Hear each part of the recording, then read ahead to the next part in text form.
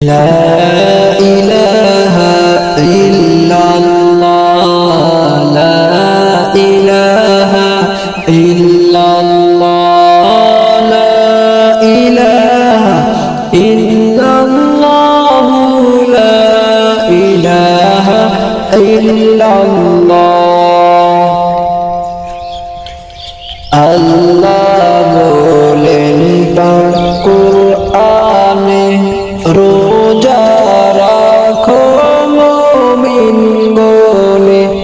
আল্লাহ বলেন পাক কুরআনে রোজা রাখো মুমিন বলে হায়রে শান্তি পাবে আজাদ পাবে